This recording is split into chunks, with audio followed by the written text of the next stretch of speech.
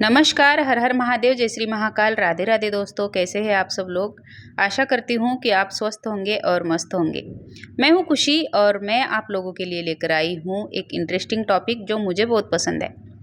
Law of karma क्या है according to Gita. What is a karma. Karma किसे कहते हैं और कर्मा किस किस को भोगने पड़ते हैं।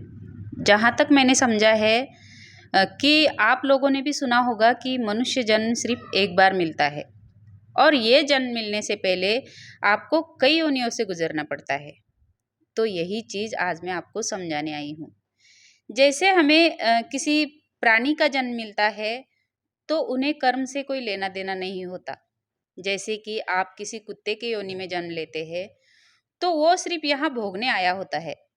आप किसी चिड़िया के योनि में जन्म लेते हैं तो वो भी सिर्फ यहाँ भोगने आई होती है। उसका कोई नया कर्मा नहीं बनता। लेकिन जब आपको अगर मनुष्य जीवन मिलता है तो इस जन्म में आपको भोगना तो पड़ेगा ही, लेकिन आपको अपने कर्मों को सुधार कर अच्छे कर्म करके मोक्ष के तरफ जाने का एक मौका मिलता है।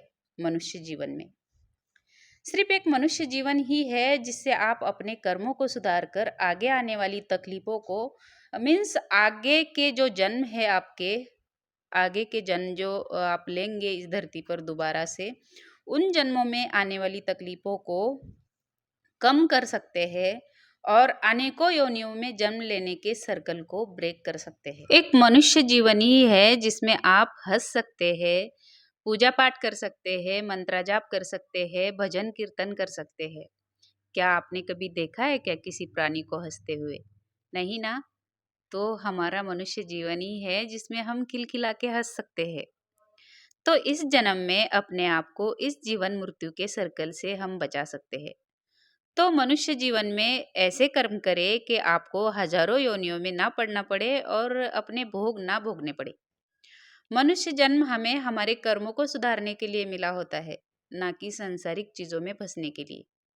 सांसारिक चीजें भी करें लेकिन संसार करते करते परमार्थ को पाने की लगातार कोशिश करें। इस संसार रूपी मूवी से अंदरूनी रूप से डिटैच रहकर अंतर मन परमात्मा में लगाना चाहिए। मनुष्य जन्म हमें यही करने के लिए मिला होता है, लेकिन हम इस मटेरियल चीज़ों में और अपने रिश्तों से इतना मोह कर लेते हैं और परमार्थ का फिर दूर दूर तक हमारे जीवन में कोई नामो निशान ही नहीं रहता।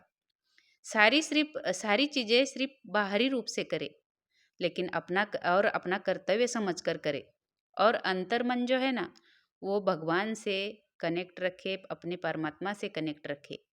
यही जीवन है।